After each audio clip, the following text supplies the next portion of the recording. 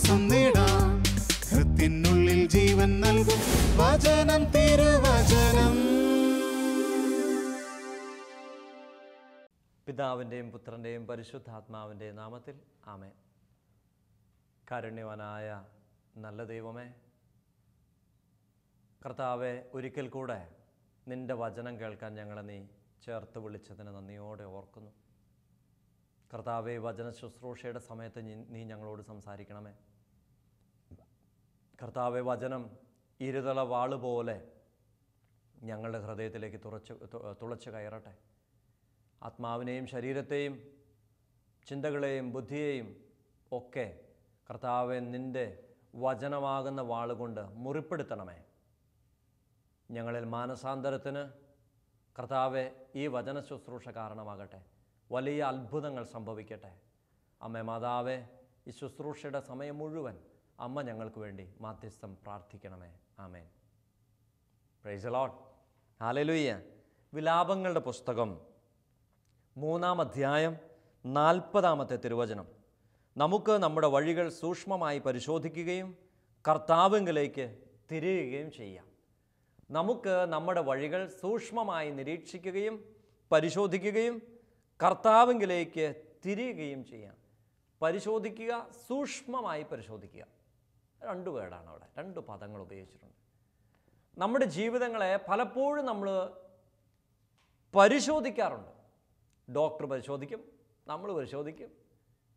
പക്ഷേ ഇവിടെ പറയുന്നു സൂക്ഷ്മമായി പരിശോധിക്കണം. എല്ലാ കാര്യങ്ങളും പരിശോധനയിൽ കണ്ടുപിടിക്കണമെന്നില്ല. പക്ഷേ സൂക്ഷ്മമായ പരിശോധനയിൽ കണ്ടുപിടിക്കാൻ പറ്റാത്ത പല കാര്യങ്ങളും നമുക്ക് കണ്ടുപിടിക്കാൻ പറ്റും. ഒരാഴ്ചയായി പനി, നിരന്തരമായ പനി, ഒരാൾ ഡോക്ടറിൻ്റെ അടുത്ത് ചെല്ലുന്നു. ഡോക്ടറിൽ ഇപ്പോൾ ഒരു ബ്ലഡ് ടെസ്റ്റ് എഴുതും, രക്തപരിശോധനയിൽ ചില രോഗങ്ങളൊക്കെ മനസ്സിലാകും. പക്ഷെ എല്ലാ രോഗങ്ങളും രക്തപരിശോധനയും മനസ്സിലാകണമെന്നില്ല. എന്നിട്ടും പനി കുറയുന്നില്ല. അപ്പോൾ ഡോക്ടർ മറ്റു പല ടെസ്റ്റുകളും എഴുതിത്തരും.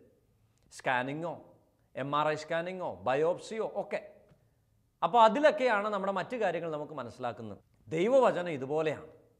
വചനം വായിക്കുമ്പോൾ ഇതൊരു പരീക്ഷയാണ്, ഇതൊരു പരിശോധനയാണ്, സൂക്ഷ്മമായ പരിശോധനയുടെ സമയം.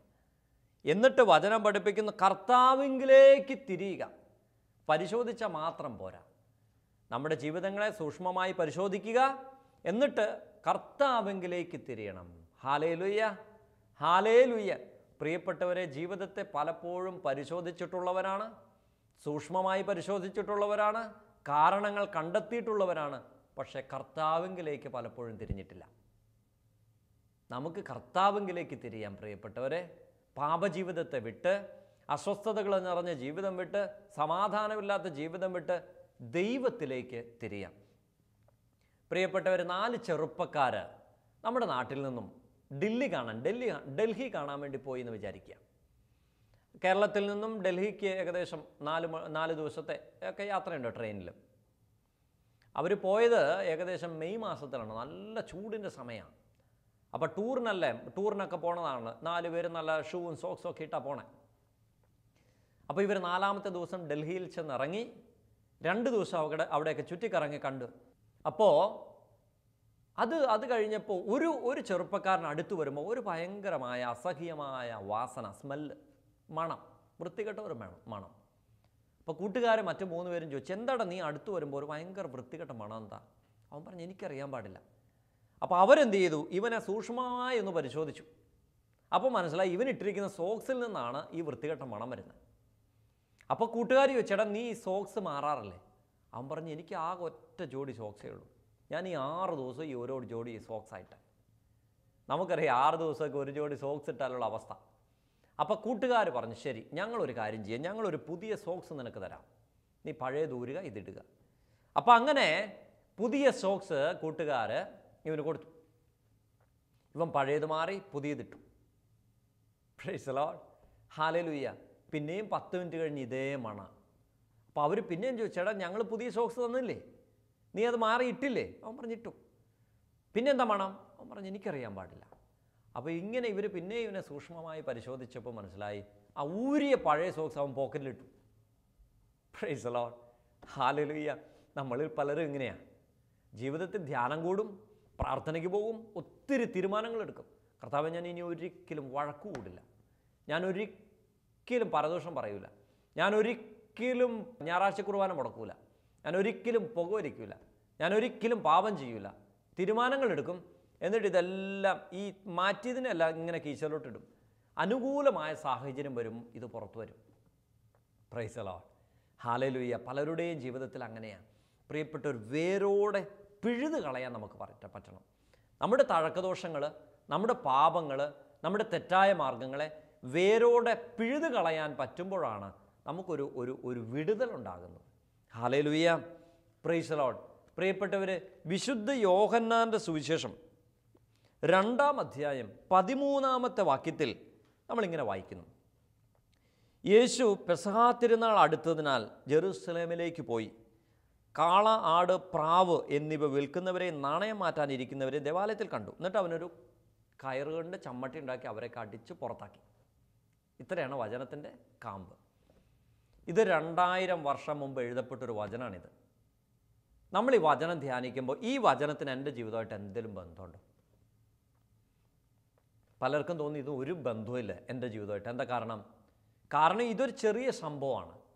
നമ്മുടെ നാട്ടിലിപ്പോൾ പള്ളിയിലാരും ആടിനെയോ പശുവിനെയോ പ്രാവിനെയോ ഒന്നും വിൽക്കാറില്ല. അങ്ങനെ ഒരു സംഭവമില്ല. പിന്നെ എന്ത് ബന്ധമാണ് എൻ്റെ ജീവിതമായിട്ടുള്ളത്? Praise the Lord. ഹല്ലേലൂയ. പ്രിയപ്പെട്ടവരെ, ബൈബിൾ പഠിക്കുമ്പോൾ ഒരു കാര്യം മനസ്സിലാകും. ദേവാലയം മനുഷ്യ ശരീരമാണ് ബൈബിളിൻ്റെ അർത്ഥത്തിൽ. വിശുദ്ധ പൗലോസ്ലീഹ കൊരിന്തോസിലെ സഭയ്ക്ക് എഴുതിയ 1-ാം ലേഖനം 3-ാം അധ്യായം 17-ാം വാക്യത്തിൽ പറയുന്നു, ദൈവത്തിൻ്റെ ആലയം നിങ്ങളാണ്, നിങ്ങളുടെ ശരീരമാണ്. അപ്പോൾ ദേവാലയം എന്ന് പറയുന്നത് മനുഷ്യ ശരീരമാണ്. Price the Lord. അങ്ങനെയാണെങ്കിൽ യേശു ഇന്ന് 2000 വർഷത്തിന് ശേഷം എൻ്റെ ശരീരമാകുന്ന ഈ ആലയത്തിലേക്ക് വരുന്നു എന്ന് വിചാരിക്കുക. അപ്പോൾ എൻ്റെ ശരീരത്തിൽ ഈ ആട്, പ്രാവ്, കാള ഒക്കെ ഉണ്ടോ എന്നുള്ളതാണ് ചോദ്യം. അങ്ങനെയുണ്ടോ? നമ്മുടെ ശരീരത്തിലൊക്കെ ആട്, പ്രാവ്, കാളയൊക്കെ ഉണ്ടോ? ഹല്ലേലൂയ. Price the Lord. അപ്പോൾ എന്താ ഈ കാളയുടെ പ്രത്യേകത? കാള എന്ന് പറഞ്ഞാൽ എന്താ? അല്ലെങ്കിൽ അതിൻ്റെ പ്രത്യേകത എന്താ? കാളയെ കണ്ടിട്ടുണ്ടല്ലേ? അപ്പം കാളയുടെ ഒന്നാമത്തെ പ്രത്യേകത എന്താണെന്ന് ചോദിച്ചാൽ, എപ്പോഴും എന്തെങ്കിലും തിന്നുകൊണ്ടിരിക്കുന്ന ഒരു പ്രത്യേകതയുണ്ട്. എപ്പോൾ എന്ത് കൊടുത്താലും തിന്നും. നിങ്ങൾ നോക്കിയേ, രാത്രി 12 മണിക്ക് ഒരു കെട്ട് പുല്ല് കൊണ്ട് കാളയുടെ മുമ്പിൽ ഇട്ട് കൊടുക്കുക. കാള തിന്നുമോ ഇല്ലയോ? കാള പറയുമോ ഇപ്പോൾ വേണ്ട, ഞാൻ നാളെ രാവിലെ കഴിച്ചോളാം, 8 മണിക്ക് കഴിച്ചോളാം എന്ന് പറയുമോ? ഇല്ല. എപ്പോൾ എന്ത് കൊടുത്താലും തിന്നും. അത് കാളയുടെ ഒന്നാമത്തെ പ്രത്യേകതയാണ്. Price the Lord. എപ്പോഴും തിന്നുന്ന പ്രത്യേകത. ഹല്ലേലൂയ. ഇത് നമ്മളിലുണ്ടോ എന്നുള്ളത് നമ്മളൊന്ന് ധ്യാനിക്കുന്നത് നല്ലതാണ്. ഭക്ഷണത്തോടുള്ള അമിതമായ ആസക്തി. പ്രിയപ്പെട്ടവരെ, ഇന്ന് ലോകത്തിൽ ഭക്ഷണമില്ലാതെ അനേകം ആളുകൾ മരിക്കുന്നുണ്ട്. എന്നാൽ അതിൻ്റെയൊക്കെ എത്രയോ മടങ്ങ്, ഇരട്ടി മടങ്ങാണ് അമിത ഭക്ഷണം കൊണ്ട് മരിക്കുന്നതെന്നറിയാമോ? പല രോഗങ്ങളുടെയും കാരണം അമിതമായി ഭക്ഷണം കഴിക്കുന്നതാണ്. അമിത ഭക്ഷണം കൊണ്ട് അനേകം ആളുകൾ രോഗികളായി മരിക്കുന്നുണ്ട്. നമ്മളിങ്ങനെ സാധാരണ പറയാറുണ്ട്, ഒരു നേരം ഭക്ഷണം കഴിക്കുന്നവനെ യോഗി എന്ന് വിളിക്കും, യോഗി. 2 നേരം ഭക്ഷണം കഴിക്കുന്നവനെ രോഗി എന്ന് വിളിക്കും, രോഗമുള്ളവർ, ബലഹീനരാണ്. 3 നേരം ഭക്ഷണം കഴിക്കുന്നവരെ ഭോഗി എന്ന് വിളിക്കും. 4 നേരം ഭക്ഷണം കഴിക്കുന്നവരെ ദ്രോഹി എന്ന് വിളിക്കും. 5 നേരം ഭക്ഷണം കഴിക്കുന്നവരെ പരമദ്രോഹി എന്ന് വിളിക്കും. Price the Lord. ഹല്ലേലൂയ. അപ്പം കാളയുടെ ഒന്നാമത്തെ പ്രത്യേകത എപ്പോഴും തിന്നുക എന്നുള്ള പ്രത്യേകത, അമിതമായ ഭക്ഷണത്തോടുള്ള താല്പര്യം. ഈ കാളയുടെ സ്വഭാവം എന്നിലുണ്ടോ? ഒന്ന് ചിന്തിക്കുന്നല്ലതാ. ഭക്ഷണത്തോടുള്ള അമിതമായ ആസക്തി, ചുമ്മാ അതും ഇതുമൊക്കെ മേടിച്ച് തിന്നുന്നൊരു സ്വഭാവം, പണ്ടില്ലാത്തൊരു സ്വഭാവം ഇതിപ്പോഴാണ്. പണ്ട് നമുക്കില്ല. ഇന്ന് നമ്മൾ ഈ ഫാസ്റ്റ് ഫുഡിൻ്റെ പുറകെയാണ്. എല്ലാം പുറത്തുനിന്ന് വാങ്ങിച്ച് കഴിക്കുന്ന ഒരു സംസ്കാരം നമ്മളിലൊക്കെ കയറിയിട്ടുണ്ട്.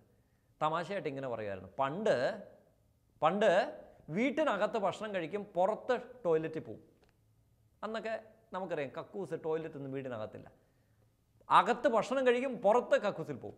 ഇന്ന് അങ്ങനെയല്ല. പുറത്ത് ഭക്ഷണം കഴിച്ചിട്ട് കക്കൂസിലകത്ത് പോവും. ഭക്ഷണം കടയിൽ നിന്ന് കഴിക്കും, എന്നിട്ട് ടോയ്ലറ്റ് ഉപയോഗിക്കാനാണ് പലരും വീട്ടിൽ വരുന്നത്. വീട്ടിൽ ഭക്ഷണം ഉണ്ടാകുന്ന സംസ്കാരമില്ല. Praise the Lord. ഹല്ലേലൂയ. ഇത് കാളയുടെ ഒന്നാമത്തെ പ്രത്യേകത. രണ്ടാമത്തെ ഒരു പ്രത്യേകത, എപ്പോൾ എന്ത് കിട്ടിയാലും കുടിക്കുന്ന ഒരു പ്രത്യേകത. ഇത് കാളയുടെ രണ്ടാമത്തെ പ്രത്യേകതയാണ്. രാത്രി 12 മണിക്ക്, രാവിലെ വെളുപ്പിന് 3 മണിക്ക്, 5 മണിക്ക് എപ്പോൾ നിങ്ങൾ കുടിക്കാൻ കൊടുത്താലും കാള കുടിക്കും. കാള വേണ്ടെന്ന് പറയൂല. പ്രിയപ്പെട്ടവർ, ഇങ്ങനെയുണ്ട് മനുഷ്യർ. എപ്പോഴും കുടിക്കുന്ന ഒരു സ്വഭാവമുള്ളവർ. അത് മദ്യമാകട്ടെ, എന്തെങ്കിലുമൊക്കെ ആകട്ടെ, പ്രത്യേകിച്ച് മദ്യപാനവുമായി ബന്ധപ്പെട്ട് 24 മണിക്കൂറും കുടിക്കുന്ന ഒരു പ്രത്യേകത. പ്രൈസ് ദി ലോർഡ്, ഹല്ലേലൂയ. ഇത് കാളയുടെ പ്രത്യേകത. മൂന്നാമത്തെ കാളയുടെ പ്രത്യേകത, കാളയുടെ സ്വഭാവം. പ്രിയപ്പെട്ടവർ, കാളയ്ക്ക് അമ്മ പെങ്ങന്മാരെ തിരിച്ചറിയാൻ പറ്റില്ല. അങ്ങനെ ഒരു സ്വഭാവമുണ്ട് കാളയ്ക്ക്. കാളയ്ക്ക് അമ്മയില്ല, അനിയത്തിയില്ല, ചേച്ചിയില്ല, ആരുമില്ല, എല്ലാവരും ഒന്നാണ്. കാള എല്ലാവരെയും കാണുന്നത്, എല്ലാ പശുക്കളെയും കാള കാണുന്നത് ഒരു പ്രത്യേക ദൃഷ്ടിയില്ല. അത് സെക്സുമായി ബന്ധപ്പെട്ട ദൃഷ്ടിയാണ്, കാമവികാരങ്ങൾ. പ്രൈസ് ദി ലോർഡ്, ഹല്ലേലൂയ. പ്രിയപ്പെട്ടവരെ, പലരുടെയും മനസ്സിൽ ഈ കാളയുടെ സ്വഭാവമുണ്ട്. എല്ലാവരെയും ഈ ഒരു ദൃഷ്ടിയിൽ കാണുന്ന, കാമത്തിൻ്റെ ദൃഷ്ടിയിൽ കാണുന്ന, മോശമായ രീതിയിൽ കാണുന്ന ഒരു സ്വഭാവം. പേപ്പറിലൊക്കെ നമ്മൾ വായിക്കാറില്ലേ, ചെറിയ കുഞ്ഞുങ്ങളെയൊക്കെ ലൈംഗികമായി ദുരുപയോഗം ചെയ്ത വ്യക്തികളെക്കുറിച്ചൊക്കെ. Price the Lord. 90 വയസ്സുള്ള അമ്മൂമ്മയെ ബലാത്സംഗം ചെയ്ത് കൊന്നവരെക്കുറിച്ചൊക്കെ. പ്രിയപ്പെട്ടവരെ, ഇത് മൃഗത്തിൻ്റെ സ്വഭാവമാണ്. അപ്പോൾ നമ്മൾ കാളയെക്കുറിച്ച് ധ്യാനിച്ച്, കർത്താവ് വരുമ്പോൾ ഈ മൃഗത്തിൻ്റെ സ്വഭാവം എന്നിലുണ്ടോ? ഇതൊരു വലിയ ചിന്താവിഷയമായിട്ട് എടുക്കേണ്ടതാണ് പ്രിയപ്പെട്ടവരെ. ഉണ്ടെങ്കിൽ അതിനെ പുറത്താക്കാനാണ് എൻ്റെ ഈശോ വരുന്നത്. Price the Lord, hallelujah. രണ്ടാമത് നമ്മൾ കാണുന്നത് ആടാണ്. കാള കഴിഞ്ഞാൽ ആടാണ്. ആടിൻ്റെ പ്രത്യേകത, ഒന്നാമത്തെ പ്രത്യേകത, സ്വഭാവത്തിൻ്റെ പ്രത്യേകത, എപ്പോഴും എന്തെങ്കിലും ചവച്ചുകൊണ്ടിരിക്കും. പ്രൈസ് ദി ലോർഡ്, ഹല്ലേലൂയ. ഞാൻ കഴിഞ്ഞ വർഷം നോമ്പ് കാലത്ത് ഒരു ധ്യാനത്തിന് ചിക്കമാംഗ്ലൂരിൽ നിന്ന് പിന്നെയും 1-2 മണിക്കൂർ യാത്രയുണ്ട്. ഒരു വില്ലേജാണ്. അവിടെയുള്ള ആളുകൾ മുഴുവൻ കാപ്പിത്തോട്ടത്തിൽ ജോലി ചെയ്യുന്നവരാണ്, കാപ്പിത്തോട്ടത്തിൽ. അപ്പം ഞാൻ ചിക്കമാംഗ്ലൂരിൽ നിന്നും ഒരു ബസ്സിൽ, പ്രൈവറ്റ് ബസ്സിൽ ധ്യാനത്തിന്, ഇടവക ധ്യാനത്തിന് ഞങ്ങൾ 3-4 പേരുണ്ട്, ഞങ്ങൾ പോവുകയാണ്. അപ്പോൾ ആ ബസ് എല്ലാ വീടിൻ്റെ മുമ്പേ നിർത്തിയേ പോകുള്ളൂ. അപ്പോൾ ഒരു സ്ഥലത്ത് ഒരു തോട്ടത്തിൻ്റെ ഓഫീസിൻ്റെ അടുത്ത് നിന്ന് കുറേ ആളുകൾ, ചെറുപ്പക്കാർ ബസ്സിൽ കയറി, എല്ലാം അവിടെ ജോലി ചെയ്യുന്നവരാണ്. ആ തോട്ടത്തിൽ ഭയങ്കരമായ സ്മെല്ല്, എല്ലാ ആടുകളാണ്, എല്ലാം ഇങ്ങനെ ചവച്ചുകൊണ്ടിരിക്കുക, വായിൽ എന്താണ്ടൊക്കെ ഇട്ട്. Price the Lord. ഞാനതിൻ്റെ പേരുകളൊന്നും പറയുന്നില്ല, നിങ്ങൾക്കറിയാം. കുറേ പേരുകളുണ്ട്. പാക്കറ്റുകളിൽ തൂങ്ങിക്കിടക്കുന്ന സാധനം, കടയിലൊക്കെ എപ്പോഴും വായിലിട്ട് ചവയ്ക്കണ സാധനം. പ്രൈസ് ദി ലോർഡ്, ഹല്ലേലൂയ. ഇത് ഒരു മൃഗത്തിൻ്റെ സ്വഭാവമാണ്. ആടിൻ്റെ സ്വഭാവമാണ് എപ്പോഴും ഇങ്ങനെ ചവച്ചുകൊണ്ടിരിക്കുക. Price the Lord. ഈ ഒരു സ്വഭാവം എന്നിലുണ്ടോ എന്നൊന്ന് ചിന്തിക്കുന്നത് നല്ലതാണ്. ആടിൻ്റെ രണ്ടാമത്തെ ഒരു സ്വഭാവം എന്താണെന്നറിയാമോ? ആവശ്യമില്ലാത്തതിലെല്ലാം തലയിടും. ആവശ്യമില്ലാത്ത സകല കാര്യങ്ങളും ആട് തലയിടും. നിങ്ങൾ ആടിനെ കൂട്ടിൽ നിന്നും പുറത്തിറക്കുമെന്ന് വിചാരിക്കുക. നിങ്ങളവിടെ ഒരു ചെറിയ റോസാച്ചെടി നട്ടിട്ടുണ്ട്, അതിന് ചുറ്റും വേലി കെട്ടിയിട്ടുണ്ട്, ആട് കടിക്കരുതെന്ന്. എന്നാലും നിങ്ങൾ ആടിനെ കൂട്ടിൽ നിന്ന് അടിച്ചാൽ ആദ്യം ആട് പോകുന്നത് ഈ റോസാച്ചെടിയുടെ ഇല കടിക്കാനാണ്. അതുപോലെ നിങ്ങളവിടെ ഇരുന്ന് മീൻ വെട്ടുകയാണെന്ന് വിചാരിക്കുക. ഈ ആട് കൂട്ടിൽ നിന്ന് ഇറങ്ങിയാൽ നിങ്ങളുടെ അടുത്ത് വന്ന് ആ മീൻ വെട്ടുന്നതോട് അവിടെ ഒന്ന് മണത്ത് നോക്കും. ആവശ്യമില്ലാത്ത സകല കാര്യങ്ങളിലും തലയിടുന്നത് ആടിൻ്റെ സ്വഭാവമാണ്. ഇത് പലർക്കും ഉണ്ട്. ആവശ്യമുള്ളതും ഇല്ലാത്തതുമായ സകല കാര്യങ്ങളും പോയി അവർ കൈയിടും, തലയിടും. എന്നിട്ട് അതൊക്കെ വലിയ കുടുക്കായിട്ട് മാറും. പ്രൈസ് ദി ലോർഡ്, ഹല്ലേലൂയ. ഇത് ആടിൻ്റെ രണ്ടാമത്തെ സ്വഭാവം. പ്രിയപ്പെട്ടവരെ, വചനത്തെ നമ്മളിങ്ങനെ ആഴത്തിലങ്ങ് ധ്യാനിക്കുമ്പോൾ എന്നിലുണ്ടോ എന്നാണ് ചിന്തിക്കേണ്ടത്. എൻ്റെ ഭാര്യയിലുണ്ടോ, ഭർത്താവിലുണ്ടോ, മക്കളിലുണ്ടോ എന്നൊന്നും ചിന്തിക്കേണ്ട. ഇതൊക്കെ എന്നിലുണ്ടോ? എൻ്റെ ശരീരം ദേവാലയമാണ്. എൻ്റെ ശരീരമാകുന്ന ആലയത്തിൽ ഈ മൃഗത്തിൻ്റെ സ്വഭാവങ്ങളുണ്ടോ? അതാണ് നമ്മൾ ധ്യാനിക്കുന്നത്. ആടിൻ്റെ മൂന്നാമത്തെ പ്രത്യേകത, നിങ്ങളൊരു ആടിൻ്റെ അടുത്ത് നിന്ന് അതിനെ ഒന്ന് തൊട്ട് തലോടിക്ക്, അത് നിങ്ങളോട് പറ്റിച്ചേർന്ന് നിൽക്കും, ഒട്ടിച്ചേർന്ന് നിൽക്കും. ഈ പ്രത്യേകത ഉണ്ട് പലർക്കും.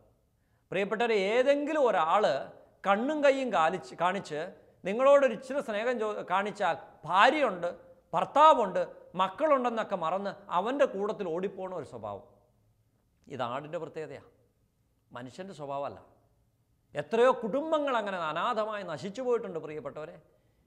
ഭാര്യ ഉണ്ടായിട്ടും ഭാര്യയും കുഞ്ഞുങ്ങളും വീട്ടിൽ കാത്തിരിക്കുമ്പോഴും ഏതെങ്കിലും ഒരു സ്ത്രീ കണ്ണും കയ്യും ഒക്കെ കാണിച്ച് അവളുടെ കൂട്ടത്തിൽ ഒട്ടിച്ചേർന്ന് അവളുടെ കൂട്ടത്തിൽ പോകണ അനേകം വ്യക്തികൾ. ഏതെങ്കിലും ഒരു ചെറുപ്പക്കാരൻ കൈയും കാലും ഒക്കെ കാണിക്കുമ്പോൾ മാതാപിതാക്കന്മാരെ വിട്ട്, ഭർത്താവിനെ വിട്ട്, മക്കളെ വിട്ട്, ദൈവത്തെ വിട്ട്, മതത്തെ വിട്ട്, സമൂഹത്തെ വിട്ട് അവരുടെ കൂട്ടത്തിൽ ഒട്ടിച്ചേർന്ന് പോകണ എത്ര യുവതികൾ. പ്രിയപ്പെട്ടവരെ, മനുഷ്യൻ്റെ സ്വഭാവമല്ല, ഇതെല്ലാം മൃഗത്തിൻ്റെ സ്വഭാവമാണ്. Price the Lord. ദൈവസന്നിധിയിൽ കണ്ണുനീരോടെ മാപ്പപേക്ഷിക്കാനുള്ള സമയം. കർത്താവെ, പറ്റിപ്പോയി, തെറ്റിപ്പോയി, ദൈവസന്നിധിയിൽ മാപ്പപേക്ഷിക്കട്ടെ. പ്രിയപ്പെട്ടവരെ, ദൈവവചനം ഇങ്ങനെ ധ്യാനിച്ച് നമ്മൾ പോകുമ്പോൾ അനേകം കാര്യങ്ങൾ കർത്താവിൻ്റെ വചനം നമുക്ക് വെളിപ്പെടുത്തി തരുന്നു. ഈ മൃഗത്തിൻ്റെ സ്വഭാവം എന്നിൽ നിന്നും സമ്പൂർണ്ണമായി എടുത്തു മാറ്റാനാണ് എൻ്റെ ദൈവം വരുന്നത്. കർത്താവ് എന്നിൽ നിന്ന് ആഗ്രഹിക്കുന്നത് ഇതാണ്. എന്നിലുള്ള മൃഗത്തിൻ്റെ സ്വഭാവത്തെ മുഴുവനായി എന്നിൽ നിന്നും അകറ്റിക്കളഞ്ഞ് ഞാനൊരു ദൈവമകനാകണം, ദൈവമകളാകണം എന്നാണ് എൻ്റെ കർത്താവ് ആഗ്രഹിക്കുന്നത്. മൂന്നാമത് നമ്മൾ കാണുന്നത് പ്രാവാണ്. പ്രാവിനും പ്രത്യേകതയുണ്ട്. പ്രാവ് എന്തിൻ്റെ ചിഹ്നമാണെന്ന് ചോദിച്ചാൽ നിങ്ങൾ പറയും സമാധാനത്തിൻ്റെയാണെന്ന്. ഞാൻ പറയും അല്ല എന്ന്. സമാധാനത്തിൻ്റെ ആയിക്കോട്ടെ, ബൈബിൾ അനുസരിച്ച് പ്രാവ് ദാരിദ്ര്യത്തിൻ്റെ സിമ്പലാണ്. The symbol of poverty. ബൈബിളിൻ്റെ അടിസ്ഥാനത്തിൽ പ്രാവ് എന്ന് പറയുന്നത് ദാരിദ്ര്യത്തിൻ്റെ ചിഹ്നമാണ്. യഹൂദരുടെ സമ്പ്രദായത്തിൽ ഒരു കുഞ്ഞ് ജനിക്കുമ്പോൾ 8-ാം ദിവസം കുഞ്ഞിനെ ദേവാലയത്തിൽ കാഴ്ചവെക്കുന്ന പതിവുണ്ട്. മാതാപിതാക്കന്മാർ സമ്പന്നരാണെങ്കിൽ കുഞ്ഞിൻ്റെ കൂടെ 2 ആട്ടിൻ കുഞ്ഞുങ്ങളെ ദേവാലയത്തിൽ സമർപ്പിക്കും. മാതാപിതാക്കന്മാർ പാവപ്പെട്ടവരാണെങ്കിൽ അതിൻ്റെ പ്രതീകമായി 2 പ്രാവിൻ കുഞ്ഞുങ്ങളെ ദേവാലയത്തിൽ സമർപ്പിക്കും. യേശുവിൻ്റെ മാതാപിതാക്കന്മാർ പാവങ്ങളായിരുന്നതുകൊണ്ട് യേശുവിനെ ദേവാലയത്തിൽ സമർപ്പിച്ചപ്പോൾ 2 പ്രാവിൻ കുഞ്ഞുങ്ങളെയാണ് ദേവാലയത്തിൽ സമർപ്പിച്ചത്. ബൈബിൾ വായിക്കുന്നുണ്ട് നമ്മൾ. അങ്ങനെയാണെങ്കിൽ പ്രാവ്, പ്രിയപ്പെട്ടവരെ, ദാരിദ്ര്യത്തിൻ്റെ ചിഹ്നമാണ്. ഈ ഒരു ദാരിദ്ര്യത്തിൻ്റെ സ്വഭാവമുണ്ട് നമ്മളിൽ പലരും. പ്രിയപ്പെട്ടവരെ, ദൈവം എന്തുമാത്രം അനുഗ്രഹം നമുക്ക് തന്നിട്ടുണ്ട്. ഒരു കാലത്ത് ഒരു നേരം ഭക്ഷണം കഴിക്കാൻ പറ്റാത്ത ജീവിത സാഹചര്യം ഉണ്ടായിരുന്നു നമ്മളിൽ പലർക്കും. മാറിയിടാൻ ഒരു തുണിയില്ലാത്ത അവസ്ഥ നമ്മളിൽ പലർക്കും ഉണ്ടായിരുന്നു. പക്ഷെ ഇന്ന് സാഹചര്യം മാറിയില്ലേ? നനഞ്ഞൊലിക്കുന്ന ചെറ്റപ്പെരകൾ മാറിയില്ലേ? വലിയ സൗധങ്ങൾ ദൈവം തന്നില്ലേ? പ്രിയപ്പെട്ടവരെ, നമ്മുടെയൊക്കെ വീട്ടിലിരിക്കുന്ന ഷെൽഫിലിരിക്കുന്ന സാരികളോ വസ്ത്രങ്ങളോ ഒക്കെ ഉണ്ടെങ്കിൽ ആഫ്രിക്കയിലൊക്കെയുള്ള ഒരു 10 കുടുംബങ്ങൾ ജീവിക്കാൻ മാത്രമുള്ള തുണി നമ്മുടെ വീട്ടിലിരിപ്പുണ്ട്. നമ്മുടെ വീട്ടിൽ നിന്ന് കളയുന്ന ഭക്ഷണ സാധനങ്ങളുണ്ടെങ്കിൽ പ്രിയപ്പെട്ടവരെ, ആഫ്രിക്കയിലൊക്കെ പാവപ്പെട്ട മനുഷ്യർ എത്രയോ പേര് ജീവിക്കാൻ പറ്റുമെന്നറിയാമോ? നമ്മൾ അമിതമായ ഭക്ഷണം കഴിച്ച് രോഗികളായി, മറ്റ് പല സ്ഥലങ്ങളിലും ഭക്ഷണമില്ലാത്ത രോഗികളായി. എന്തുമാത്രം കോൺട്രഡിക്ഷൻ, വൈരുദ്ധ്യമായത്. പ്രിയപ്പെട്ടവർ, ഈ ദാരിദ്ര്യത്തിൻ്റെ സ്വഭാവത്തെക്കുറിച്ച് പറയുമ്പോൾ പ്രിയപ്പെട്ടവർ, ഒരു 15 വർഷം മുമ്പ് ഒരു കുടുംബം, തീരെ പാവപ്പെട്ട കുടുംബമായിരുന്നു. 2 മക്കൾ നന്നായി പഠിക്കുന്ന കുഞ്ഞുങ്ങളാണ്. പക്ഷെ മുമ്പോട്ട് പഠിപ്പിക്കാൻ സാഹചര്യമില്ല. വികാരിയച്ഛൻ ആരോ സ്പോൺസറെയൊക്കെ കണ്ടുപിടിച്ച് കുഞ്ഞുങ്ങളെ പഠിപ്പിക്കാനായിട്ട് വികാരിയച്ഛൻ സഹായിച്ചു. മകൻ നന്നായി പഠിച്ചു. +2 കഴിഞ്ഞ് അവൻ എഞ്ചിനീയറിംഗ് ചേർന്ന് നല്ല മാർക്കോടെ പാസ്സായി. അവന് ഇംഗ്ലണ്ടിൽ ദൈവം ഒരു നല്ല ജോലി കൊടുത്തു. 1.5 ലക്ഷം രൂപ മാസം. മകൾ BSc നഴ്സിംഗ് പഠിച്ചു. അവൾ നന്നായി പഠിച്ചു. അവൾക്ക് അമേരിക്കയിൽ ദൈവം ഒരു ജോലി ശരിയായി കൊടുത്തു. അവൾക്ക് 2 ലക്ഷം രൂപ. ഇപ്പോൾ ഒരു മാസം വീട്ടിൽ 3.5 ലക്ഷം രൂപ ഒരു മാസം ശമ്പളമുണ്ട്. അതിനുശേഷം ആ വികാരിച്ച് മാറിപ്പോയി. വേറെ 1-2 അച്ഛന്മാർ വന്നു. ഇപ്പോൾ വന്ന അച്ഛൻ, പ്രിയപ്പെട്ടവരെ, ആ പള്ളി ഒരു പഴയ പള്ളിയാണ്. മഴ പെയ്താൽ വെള്ളം അകത്ത് മുഴുവൻ വീഴും. പള്ളി ഒന്ന് ചെറിയ റിപ്പയർ ചെയ്യണം. അച്ഛൻ ഈ വീട്ടിൽ ചെന്നു. കാരണം ഇടവകയിൽ ഇപ്പോൾ വന്ന ഒരു വലിയ സമ്പന്ന കുടുംബമായി ഈ വീടിപ്പോൾ. അച്ഛൻ ചെന്ന് ചോദിച്ചു ആ വീട്ടിലെ അമ്മച്ചിയോട്, അമ്മച്ചി, നമ്മുടെ പള്ളിയൊക്കെ മഴക്കാലത്ത് ഒത്തിരി ചോർന്നൊലിക്കുന്നുണ്ട്. എന്തെങ്കിലും ഒരു ചെറിയ സഹായം നിങ്ങൾക്ക് ചെയ്യാൻ പറ്റുവാണെങ്കിൽ ആ പള്ളി നമുക്കൊന്ന് ആ ഷീറ്റൊക്കെ ഒന്ന് മാറ്റിയിടാം. അപ്പോൾ ഈ അമ്മച്ചി പറഞ്ഞ വാക്ക്, എൻ്റെ അച്ഛാ ഒന്നുമില്ല അച്ഛാ. പ്രൈസ് ദി ലോർഡ്, ഹല്ലേലൂയ. നമ്മളിൽ പലരും പറയുന്ന വാക്കാ, എൻ്റെ അച്ഛാ ഒന്നുമില്ല അച്ഛാ. പ്രിയപ്പെട്ടവരെ, മറക്കരുത്, വന്ന വഴി മറക്കരുത്, ദൈവം നയിച്ച വഴികൾ മറക്കരുത്. ഒരു കാലത്ത് ഒരു നേരം ഭക്ഷണം കഴിക്കാനില്ലാഞ്ഞ, പ്രിയപ്പെട്ടവരെ, കൊട ചൂടിയിരുന്ന, വസ്ത്രം മാറിയെടുക്കാനില്ലാഞ്ഞ ഒരു കാലം നിനക്കുണ്ടായിരുന്നു. ഇതൊന്നും നിൻ്റെ അധ്വാനത്തിൻ്റെ, നിൻ്റെ കുടുംബ സ്വത്തോ, നിൻ്റെ ആരോഗ്യം കൊണ്ടോ, നിൻ്റെ മക്കളുടെ കഴിവ് കൊണ്ടോ ഒന്നും നിങ്ങൾ നേടിയെടുത്തതല്ല. ദൈവം ദാനമായി തന്നതാണെന്ന് അറിയണം.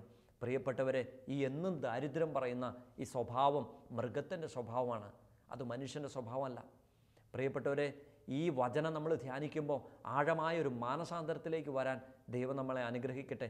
വിലാപത്തിൻ്റെ പുസ്തകം 3:40 നമ്മുടെ ജീവിതങ്ങളെ സൂക്ഷ്മമായി പരിശോധിക്കാം. എന്നിട്ട് ദൈവത്തിലേക്ക് തിരിയാനായിട്ട്. പ്രിയപ്പെട്ടവർ, അനേകം വ്യക്തികൾ ഈ വചന ശുശ്രൂഷയിൽ ഇരുന്ന് വചനം കേട്ട് കർത്താവ് അവരുടെ ജീവിതങ്ങളിലുള്ള, അവരുടെ ജീവിതത്തിലെ മൃഗത്തിൻ്റെ സ്വഭാവത്തെയൊക്കെ കർത്താവ് കാണിച്ചു കൊടുക്കുന്നു. എന്നിട്ട് കർത്താവിലേക്ക് തിരിയാനുള്ള ഒരു കൃപ അനേകം ആളുകൾക്ക് ഈശോ എന്ന് തരുന്നുണ്ട്. എത്ര ഡിഗ്രി തിരിയണമെന്നറിയാമോ? ചിലർ പറയും, അച്ഛാ 360 ഡിഗ്രി തിരിയണം. 360 ഡിഗ്രി എന്ന് പറഞ്ഞാൽ നിന്നോടത്ത് തിരിച്ചു വരുന്നതാണ്. Price the Lord, hallelujah. ചിലരൊക്കെ ഡിവൈനിലൊക്കെ ധ്യാനത്തിന് പോകും. അപ്പോൾ അവരെന്നാ ചെയ്യുമെന്നറിയാമോ? ധ്യാനകേന്ദ്രത്തിന് മുമ്പിൽ നിന്നിട്ട് ഒരു തീരുമാനം എടുക്കും, ഇനി ഒരിക്കലും ഞാൻ എൻ്റെ പഴയ ജീവിതത്തിലേക്ക് വരികയില്ല, ഇനി കുടിക്കുകയില്ല, പുകവലിക്കുകയില്ല, വഴക്കുണ്ടാക്കൂല, എല്ലാം ഉപേക്ഷിച്ചു. എന്നിട്ട് അവസാനം ബാഗിൽ കരുതിരുന്ന ബോട്ടിലും കൂടെ കുടിച്ചിട്ട് അകത്ത് കയറും. എന്നിട്ട് തിരിച്ചിറങ്ങുമ്പോഴോ ഒരാഴ്ച കഷ്ടപ്പെട്ട് അകത്തിരും, തിരിച്ചിറങ്ങുമ്പോൾ ഉടനെ തന്നെ അവിടുന്ന് പിന്നെയും തുടങ്ങും. 360 ഡിഗ്രിയാണ്, എവിടെ നിന്നോ അവിടെ തിരിച്ചു വരുന്നത്. പ്രിയപ്പെട്ടവരെ, അത്രയല്ല, ചിലർ 90 ഡിഗ്രി തിരിഞ്ഞാൽ മതി, അങ്ങോട്ടാണ് തിരിയുന്നത് 90 ഡിഗ്രി. 180 ഡിഗ്രിയാണ് ദൈവത്തിലേക്ക്. Price the Lord, hallelujah. ജീവിതം മുഴുവനായിട്ടും തിരിയണം, കർത്താവിലേക്ക് തിരിയണം. പാപജീവിതത്തെ ഉപേക്ഷിച്ച് വിശുദ്ധിയിൽ. സഹോദര സഹോദരി, നിനക്കും എനിക്കും വേണ്ടി എൻ്റെ ദൈവം, നിൻ്റെ ദൈവം കുരിശിൽ മരിച്ചതിൻ്റെ ഓർമ്മ മനസ്സിലുണ്ടാകണം. പാപത്തെ ഉപേക്ഷിച്ച് വിശുദ്ധിയിൽ ജീവിക്കുമ്പോൾ കർത്താവിൻ്റെ വിശുദ്ധിയുടെ വലിയ കിരീടം നമ്മളെ കാത്തിരിക്കുന്നുണ്ട്. അതാണ് ഒരു ക്രിസ്ത്യാനിക്ക്, ഒരു ദൈവമകന് ദൈവം നൽകുന്ന പരമോന്നതമായ ആ നിത്യതയുടെ കിരീടം. നമ്മുടെ ഈ ജീവിതം ശാശ്വതമല്ല, ഇത് നശിച്ചു പോകുന്ന ശരീരമാണ്. ശരീരമല്ല പ്രധാനപ്പെട്ടത്, ആത്മാവാണ്. ഈ ആത്മാവ് വിശുദ്ധിയിൽ നൈർമല്യത്തോടെ ദൈവസന്നിധിയിലേക്ക് നമ്മൾ ഏൽപ്പിക്കുമ്പോൾ ദൈവം നമുക്ക് തരുന്ന ഒരു സമ്മാനമാണ് വിശുദ്ധിയുടെ കിരീടം. അനേകം ആളുകൾ ഈ നാളുകളിൽ വിശുദ്ധിയുടെ കിരീടം നേടിയെടുത്തിട്ടുണ്ട്. പ്രൈസ് ദി ലോർഡ്, ഹല്ലേലൂയ. പ്രിയപ്പെട്ടവരെ, ലൂക്കാ സുവിശേഷത്തിൻ്റെ ആദ്യ അധ്യായങ്ങളിൽ നമ്മൾ കാണുന്നു, സ്നാപക യോഹന്നാൻ യേശുവിൻ്റെ ജനനത്തെക്കുറിച്ച് പറയുന്നു. പ്രിയപ്പെട്ടവരെ, ഫലം നൽകാത്ത വൃക്ഷത്തിൻ്റെ വേരിന് കോടാലി വയ്ക്കപ്പെട്ട് കഴിഞ്ഞു. ഫലം നൽകാത്ത വൃക്ഷങ്ങളുടെ വേരിന് കോടാലി. ഈ ലോകത്ത് എത്രയോ കോടി ജനങ്ങൾ ജനിച്ച് ജീവിച്ച് മരിച്ചിട്ടുണ്ട്. പക്ഷേ ചുരുക്കം ചില വ്യക്തികളെ മാത്രമേ ജനം ഓർക്കൂ. ഫ്രാൻസിസ് അസീസിയെ നമ്മളാരും കണ്ടിട്ടില്ല, പക്ഷെ നമുക്കറിയാം. ഫ്രാൻസിസ് അസീസിയുടെ പടം കണ്ടാലും രൂപം കണ്ടാലും ഇത് ഫ്രാൻസിസ് അസീസിയാണെന്ന് നമുക്കറിയാം. അദ്ദേഹത്തോട് നമുക്കൊരാഴമായ ഒരു അറ്റാച്ച്മെൻ്റ് ഉണ്ട്. എങ്ങനെയായത്? കൊച്ചുത്രേസ്യ പുണ്യകാലത്തെ നമ്മളാരും കണ്ടിട്ടില്ല, പക്ഷെ നമുക്ക് അവളെ അറിയാം, അവരുടെ ജീവിതം അറിയാം. അതെങ്ങനെയെന്നറിയാമോ? ഇവരൊക്കെ പ്രിയപ്പെട്ടവരെ വിശുദ്ധിയുടെ കിരീടം നേടിയവരാണ്. ഇവരൊക്കെ ജീവിതത്തിൽ ഫലം പുറപ്പെടുവിച്ചിട്ടാണ്. 1000 അല്ല, 2000 അല്ല, 10000 വർഷം കഴിഞ്ഞാലും ഫ്രാൻസിസ് അസീസിയും മദർ തെരേസയും വിശുദ്ധ കൊച്ചുത്രേസ്യയൊക്കെ ലോകത്ത് ജീവിച്ചിരിക്കും. അവരൊരിക്കലും മറന്നുപോകില്ല. എന്നാൽ ഫലം പുറപ്പെടുവിക്കാത്ത അനേക ജീവിതങ്ങൾ ഓൾറെഡി വിസ്മൃതിയിലായിപ്പോയി. അവരെ ആരും ഓർക്കുകയില്ല. അപ്പം മരിച്ചാൽ ചിലപ്പോൾ 1 വർഷം മക്കൾ ഓർക്കുമായിരിക്കും, അത് കഴിഞ്ഞാൽ അവരെ മറന്നുപോകും. സഹോദര സഹോദരി, നീ മരിച്ചതിന് 1 വർഷം വരെ ചിലപ്പോൾ നിൻ്റെ മക്കൾ നിന്നെ ഓർക്കുമായിരിക്കും, അത് കഴിഞ്ഞാൽ നീ ഫലം പുറപ്പെടുവിച്ചിട്ടില്ലെങ്കിൽ നിന്നെ മറന്നുപോകും. ഈ കോടാലി എന്ന് പറയുന്നത്, ഫലം നൽകാത്ത വൃക്ഷങ്ങളുടെ വേരിന് കോടാലി വയ്ക്കപ്പെട്ട് കഴിഞ്ഞു എന്ന് വചനം പഠിപ്പിക്കുമ്പോൾ, ഈ കോടാലി വിസ്മൃതിയുടെ കോടാലിയാണ്, നിന്നെ മറന്നുപോകും. നീ ഫലം പുറപ്പെടുവിക്കാത്ത വ്യക്തിയാണെങ്കിൽ നിൻ്റെ മക്കൾ, നിൻ്റെ കുടുംബം, നിൻ്റെ സമൂഹം, നിൻ്റെ ഇടവക നിന്നെ മറന്നുപോകും. നീ മരിച്ചതോടുകൂടെ നിൻ്റെ ജീവിതം കഴിയും. പ്രൈസ് ദി ലോർഡ്, ഹല്ലേലൂയ. പ്രിയപ്പെട്ടവരെ, ദൈവവചനത്തിൻ്റെ അടിസ്ഥാനത്തിൽ ജീവിതത്തെ ധ്യാനിച്ച് സൂക്ഷ്മമായി പരിശോധിച്ച് നമുക്കൊരു നല്ല തീരുമാനങ്ങൾ എടുക്കാം. വലിയ വിശുദ്ധിയിൽ ജീവിക്കാൻ. കർത്താവേ, എനിക്കും ആ വിശുദ്ധിയുടെ കിരീടം വേണം, എനിക്കും വിശുദ്ധനാകണം. ഈ ഒരു ആഗ്രഹത്തോടെ നമുക്ക് പ്രാർത്ഥിക്കാം. ഒരു നിമിഷം ഒന്ന് കണ്ണുകൾ അടയ്ക്കാം. സ്നേഹം തന്നെയായ നല്ല ദൈവമേ, കർത്താവേ, അങ്ങയുടെ വിശുദ്ധിയുടെ ആ പരമോന്നതമായ കിരീടം ഞങ്ങൾക്ക് നൽകണമേ. കർത്താവേ, വചനത്തിൻ്റെ അടിസ്ഥാനത്തിൽ ഞങ്ങളുടെ ജീവിതത്തിലെ മൃഗത്തിൻ്റെ വാസനകളെ, സ്വഭാവങ്ങളെ മാറ്റി വിശുദ്ധമായ ഒരു വ്യക്തിയാകാനുള്ള കൃപ നൽകണം. വിശുദ്ധിയിൽ ജീവിക്കാൻ ഞങ്ങളെ അനുഗ്രഹിക്കണമേ. പരിശുദ്ധ അമ്മേ, വിശുദ്ധ ഫ്രാൻസിസ് അസീസിയെ, വിശുദ്ധ കൊച്ചുത്രേസ്യ പുണ്യാളത്തെയെ, ഞങ്ങളുടെ സഭയുടെ വിശുദ്ധന്മാരെ ഞങ്ങൾക്ക് വേണ്ടി നിങ്ങളെപ്പോഴും മധ്യസ്ഥം പ്രാർത്ഥിക്കണമേ. കർത്താവ് നിങ്ങളെ ഓരോരുത്തരെയും നിങ്ങളുടെ കുടുംബത്തെ അനുഗ്രഹിക്കട്ടെ. പിതാവിൻ്റെയും പുത്രൻ്റെയും പരിശുദ്ധാത്മാവിൻ്റെയും നാമത്തിൽ ആമേൻ.